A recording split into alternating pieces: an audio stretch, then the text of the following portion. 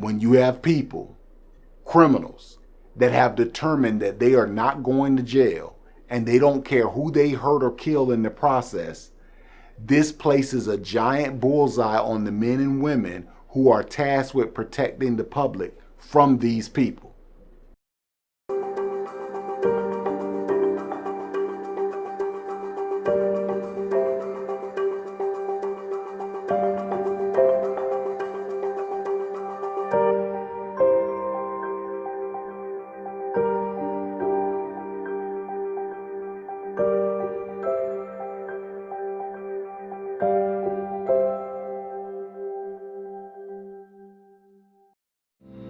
Greetings to all of you who back the blue.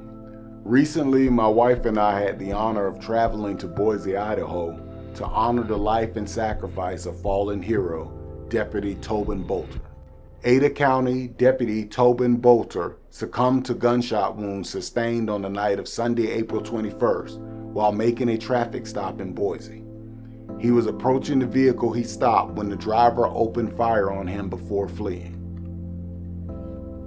When he approached the driver's window, the driver shot the deputy and fled the scene. The video shows that the deputy never even made it to the window. A witness to the shooting called 911 and performed CPR on Deputy Bolter before medics arrived and transported him to a local hospital. The subject was located a short time later. He was shot and killed by Boise police officers after opening fire on them as they attempted to take him into custody. And it was later determined that the man was wanted. Shocking. Angry. I'm just so angry, and I'm so heartbroken.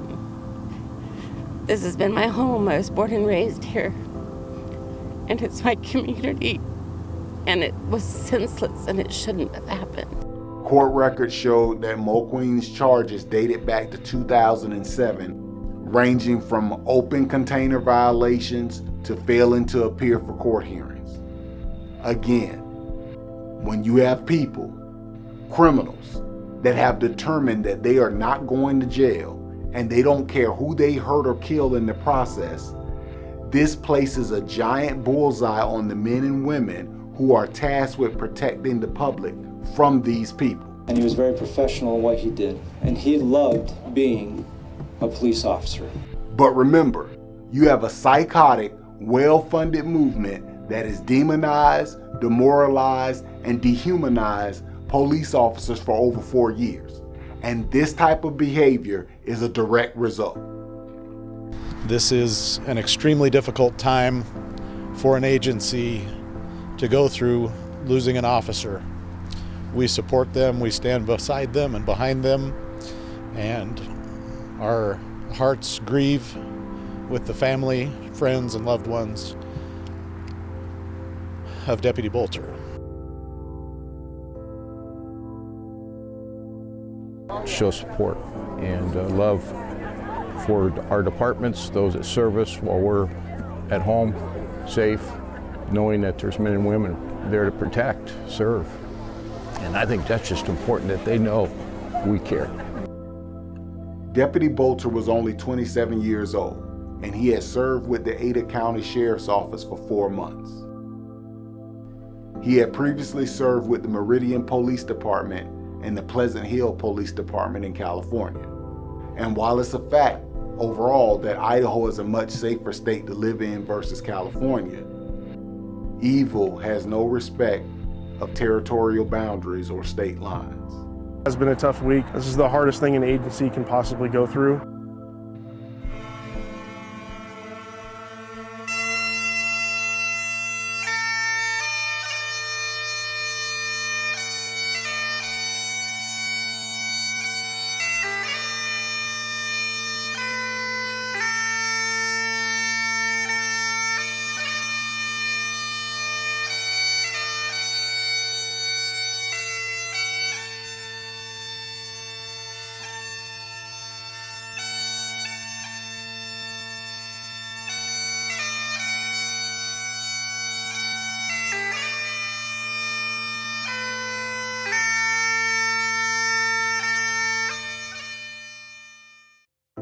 Day in and day out, our brave men and women put themselves in harm's way to protect us and keep our communities safe. And there is absolutely no excuse or justifiable reason for the violence that has been perpetrated against police officers. According to his family, Tobin's life has been a reflection of God's grace. He was a selfless man of conviction, giving God the glory in all circumstances. He is survived by his lovely wife, Abby, and they were expecting their first child at the time of his murder.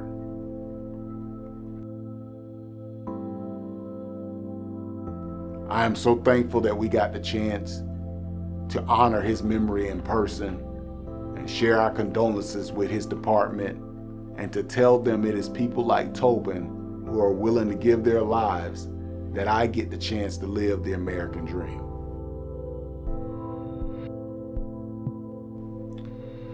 Yes, I could have sent the plaque and a letter and saved a lot of money. But let me tell you, there's nothing like meeting the people who are hurting in their time of need and letting them know that private citizens all the way in Central Florida are willing to come and stand with them and recognize their loss because their loved ones' lives matter. Tobin's life mattered. His sacrifice matters. And because of that, I'm willing to travel thousands of miles to say thank you.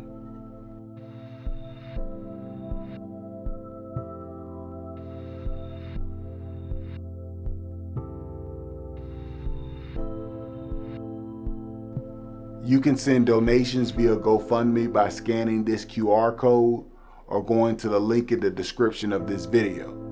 And I know that it's Abby's intention both now and throughout her life to follow biblical principles of stewardship over the generous funds received.